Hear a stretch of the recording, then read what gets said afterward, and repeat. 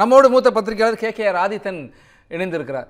Sir, ஒரு பிரம்மாண்ட வெற்றி, எப்படி பீகாரில் 2/3 பெரும்பான்மையோடு தேசிய ஜனநாயக கூட்டணி வெற்றி பெற்றது, அதுபோல் தமிழ்நாட்டிலையும் ஆட்சி அமையும் சொல்கிறாங்க.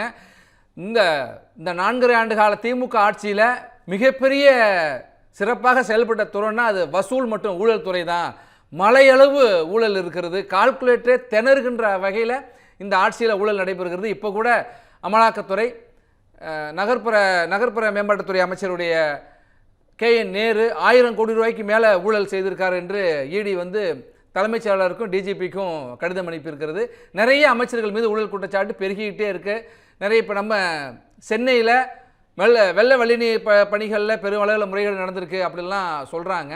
இப்போ இந்த ஊழல் முறைகேடுகளே, இந்த ஊழல் குற்றச்சாட்டுகளே இந்த ஆட்சியை, அதாவது இந்த ஆட்சியை திமுக பறிகொடுக்கிறதுக்கு ஒரு காரணமாக அமைந்து விடுமா? அதாவது ஊழல் குற்றச்சாட்டுகள் தொடர்ந்து எதிர்கட்சிகளால் சொல்லி வருகின்றன. குறிப்பாக பாரதிய ஜனதா பெரிய ஊழல்களை மத்திய அரசு இந்த ED மாதிரி துறைகளோட முன்னெடுத்து வருது.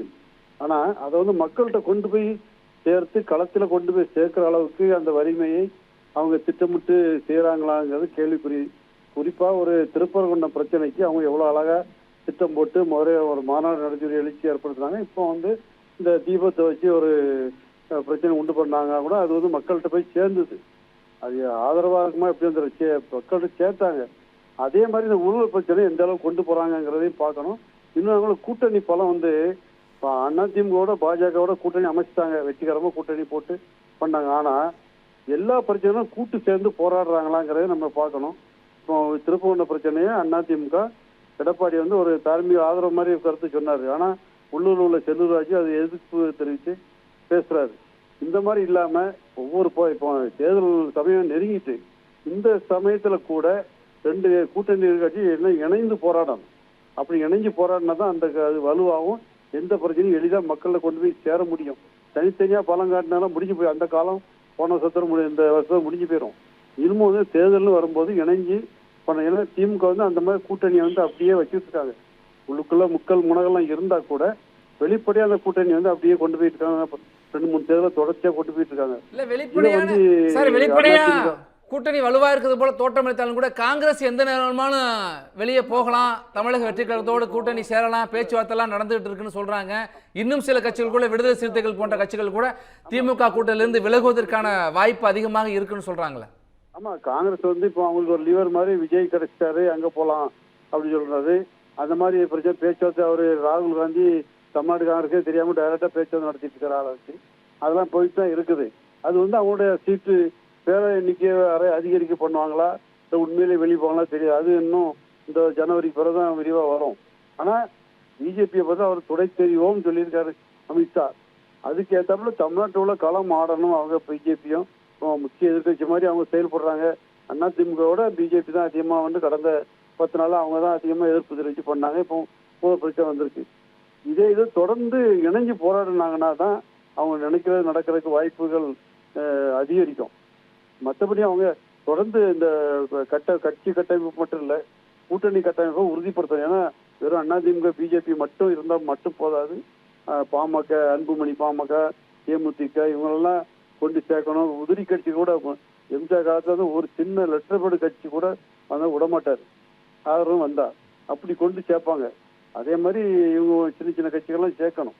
சேர்த்து அதையும் தேர்தலுக்கு முன்னாலே பண்ணணும். இப்போ பிஜேபி அதிமுக கூட்டணி முதல்ல அமைச்சனால அது நல்லா போயிட்டு இருக்கும்போது இன்னும் மற்ற கட்சிகளை சேர்த்து அவங்கள டிலே பண்றாங்க.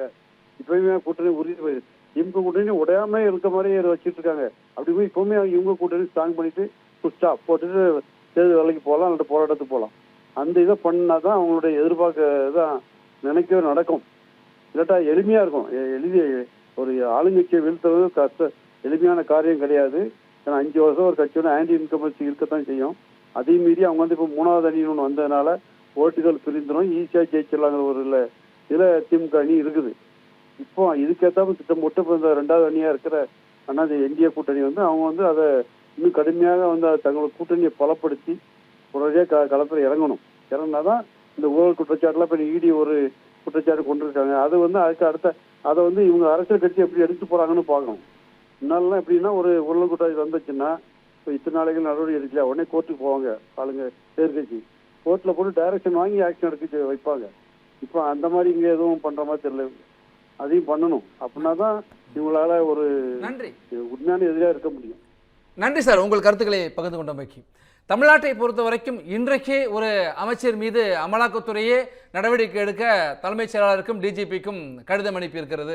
நகராட்சி நிர்வாகத்துறை அமைச்சர் KN நேரு 1020 கோடி ரூபாய்க்கு மேல் ஊழல் செய்திருக்கிறார் என்று அமலாக்கத்துறை சுட்டிக்காட்டியிருக்கிறது. இன்றைக்கு தொடக்கப்பள்ளி ஆசிரியர் கூட்டணியினர் தமிழ்நாட்டிலே போராட்டத்தை நடத்தியிருக்கிறார்கள். சொன்ன வாக்குறுதிகளை நிறைவேற்ற வேண்டும் என்று. அரசு ஊழியர்கள் அரசுக்கு எதிராக இருக்கிறார்கள், ஆசிரியர்கள் அரசுக்கு எதிராக இருக்கிறார்கள். இதுவே ஒரு ஆட்சி மாற்றத்திற்கான அறிகுறி என்றெல்லாம் சொல்லப்படுகிற சூழலில் தான் நேற்றைய தினம் குஜராத்தில் உள்துறை அமைச்சர் பேசியிருக்கிறார். பீகாரை போல ஒரு பெருவெற்றியை தமிழ்நாட்டிலும் பெறுவோம். தமிழ்நாட்டில் மட்டும் இல்லை, மேற்கு வங்கம் மற்றும் தமிழ்நாட்டில், மேற்கு வங்கத்தில் திரிணாமுல் காங்கிரஸும் தமிழ்நாட்டில் திமுகவும் இந்த தேர்தல் முடிவுகள் மூலமாக நீங்கள் பொறுத்திருந்து பாருங்கள், நீங்கள் கேட்டுக்கொள்ளுங்கள். முதலமைச்சர் மு க ஸ்டாலினை நோக்கியே சொல்றார், ஒரு பெரும் வெற்றியை பெறுவோம், நீங்கள் துடைத்தெறியப்படுவீர் என்று ஒரு சவாலாகவும் எச்சரிக்கையாகவுமே உள்துறை அமைச்சர் பேசியிருக்காருன்னே சொல்லலாம். நம்மோடு மூத்த பத்திரிகையாளர் விஸ்வா இப்போ இணைந்திருக்கார். சார், ஒரு பக்கம் இந்த ஆட்சியின் மீதான அதிருப்தி தொடர்ந்து அதிகரிச்சுட்டே வருகிறது. ஒரு கூட்டணியை இன்டாக்டாக வச்சிருக்கிறது போல் ஒரு தோற்றத்தை வச்சுருக்காங்க. ஆனால் அந்த கூட்டணிக்குள்ளே பல குழப்பங்கள் இருக்குது. எந்த கட்சி எப்போ வேணுமானு வெளியில் வரலாங்கிற ஒரு சூழல் இருக்கிறதாகவும் சொல்கிற சூழலில் இங்கே 4 முனை போட்டி இன்றளவு உறுதியாகி இருக்கிறது. அதில் நாம் தமிழர் கட்சி இன்னும் தேர்தல் தேதியே அறிவிக்கப்படலை, ஆனாலும் கூட அதற்கு முன்பாக வேட்பாளரை அறிவித்து களத்தில் பிரச்சாரத்தையும் அவர்கள் தொடங்கிட்டாங்க. அது எந்த நம்பிக்கையில்? இன்றைக்கு அமித்ஷா பேசியிருக்கிறார், பெரிய ஆட்சி மாற்றம் நடைபெற இருக்கிறது, நாங்கள் எங்கள் கூட்டணி தான் பீகாரை போல எங்கள் ஆட்சி அமைக்கும்னு சொல்கிறார். இப்போ கள யதார்த்தத்தை அவர் வெளிப்படுத்தி இருக்கிறாரா? இல்ல, இது இப்போ நாம் தமிழரே நம்ம கணக்கில் எடுத்துக்க முடியாது. அவர்களுக்கான வாக்குகள் அப்படிங்கிறது அவர்களுக்கான தனித்த வாக்குகள். அது எந்த கட்சியிலிருந்தும் பிரிப்பு எடுக்கப்பட்டதல்ல. அந்த வாக்குகளால் வேறு எந்த கட்சிக்கும் பாதிப்பு இல்லை. அதனால அதை நம்ம தனியாக தான் பார்க்கணும். இப்ப விஜய் கூட இருக்கக்கூடிய அவருடன் சேரக்கூடியவர்கள் யார் அப்படிங்கிறத இப்ப ஒரு பார்க்கக்கூடிய ஒன்றாக இருக்கு. ஏன்னா விஜய் கிட்ட ஒரு கண்மூடித்தனமான ஒரு ரசிகர் கூட்டம் இருக்கு. அவர் யாருக்கு வாக்களிக்க சொல்றாரோ அல்லது தனக்கு வாக்களிக்க சொன்னா கண்மூடித்தனமாக வாக்களிப்பதற்கு தயாரா இருக்காங்க. இந்த வாக்கு ஹலோ தொடருங்க, கேக்குது, தொடருங்க. இந்த வாக்குகள் யாருக்கு பாதிப்பு ஏற்படுத்தும் அப்படிங்கறதுதான் கடந்த ஒரு 6 மாதமாக விவாத பொருளா இருந்தது. இதெல்லாம் ஒரு புறம் இருக்க, அதிமுக பொதுச் செயலாளர் எடப்பாடி பழனிசாமி அவர்கள் தொடர்ந்து களத்துல நேரடியாக களத்துக்கு சேர்த்துட்டு இருக்காருன்னு பார்க்கிறோம். நம்ம பாரதிய ஜனதா கட்சி அதிமுகவிற்கு ஒரு ஆதரவான இருக்கு. அது குறிப்பா எடப்பாடி பழனிசாமி அவர்களுக்கு முக்கியத்துவம் தருகிறார்கள் பிரதமர் மோடியும் அமித்ஷா அவர்களும். இப்ப அமித்ஷா கூறியிருப்பது பாத்தீங்கன்னா, இது அதிமுக மற்றும் பாஜகவினரை உற்சாகப்படுத்துவதற்காகவும் திமுகவை இப்போ திமுக பாருங்க இதற்கு ஏதாவது பதில் கொடுத்திருக்காங்களா இது வரைக்கும்? இல்லை, இது அமித்ஷா அப்படிலாம் சொல்றது பிழை, பிள்ளைங்க சாத்தியம் இல்லை அப்படின்னு அவர்கள் இதுவரைக்கும் பதில் கொடுத்ததா தெரியல. அப்ப ஏன் அமைதி காக்குறாங்க? என்ன காரணம்னா, அதிமுக பாஜக கூட்டணி உருவாவதற்கு முன்பு வரை திமுக 200 இடங்களில் வெற்றி பெறுவோம் என்று தெளிவாகவே அவர்கள் பரப்புரை செஞ்சுட்டு வந்தாங்க. 200 இலக்கு என்பதோடு இருந்தார்கள். அந்த கூட்டணி உறுதியானதுக்கு பிறகு அந்த முழக்கத்தை அவங்க விட்டுட்டாங்க. இப்ப பாத்தீங்க அப்படின்னா அதை விட்டு இப்பொழுது சனாதன எதிர்ப்பு என்கிற அந்த அடிப்படையில தான் போயிட்டு இருக்காங்க. இப்போ அமித்ஷாவே இப்பொழுது நேரடியாக இந்த களத்துல இறங்கி அவர் செய்ய போறாரு அப்படிங்கிறது இங்குள்ள பாஜக அதிமுகவினருக்கு ஒரு ஊக்கமூட்டக்கூடிய ஒன்றாகத்தான் இருக்கும். இதை திமுக எப்படி எதிர்கொள்ள போகிறது அப்படிங்கிறத நம்ம பொறுத்திருந்து பார்க்கணும். சார், அதே நேரத்தில் இப்போ சிபிஐ, இடி, ஐடி, தேர்தல் ஆணையத்தில் நம்மளுக்கு எதிராக பயன்படுத்துவாங்க அப்படின்னு முதலமைச்சர் பேசியிருக்கிறாரு. இன்றைக்கு அமைச்சர் நேரு மீதான நடவடிக்கை எடுக்க வேண்டும் என்று தலைமைச் செயலாளருக்கும் டிஜிபிக்கும் அமலாக்கத்துறை ஒரு கடிதத்தை அனுப்பியிருக்கிறது. இப்போ இந்த ஆட்சியில் மலை போல குவிஞ்சிருக்கு ஊழல், கால்குலேட்டே திணறுகின்றார்கள் ஊழல் செய்கிறாங்க அப்படிலாம் குற்றச்சாட்டு விமர்சனம் வந்துகிட்டு இருக்க சூழல்ல இப்போ ஆட்சி மாற்றம் நடந்தால் இந்த ஆட்சி மாற்றத்திற்கு இந்த இப்போ 4 ஆண்டு காலத்தில் நடைபெற்றிருக்கிற மிகப்பெரிய ஊழல்கள் தான் ஒரு முதன்மை காரணமாக இருக்குமா? இடி ரெய்டு என்பது இப்போதுதான். அதுக்கு முன்பு வருமான வரித்துறை ரெய்டு இருந்துச்சு. காங்கிரஸ் ஆட்சி காலத்துல திமுகவினுடைய மேலே பாத்தீங்கன்னா கீழே தொகுதி பங்கீடும் மேலே ரெய்டு நடந்துகிட்டு இருந்ததெல்லாம் நம்ம பார்க்கிறோம்.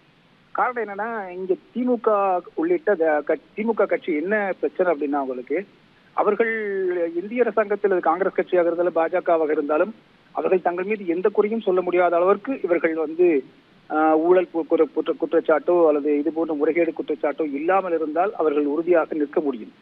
ஆனால் ஒரு பேரம் பேசக்கூடிய தன்மைக்கு தான் ஒரு கட்டத்திற்கு மேல் சென்று விடுகிறார்கள் அப்படின்னு பார்க்க முடியுது.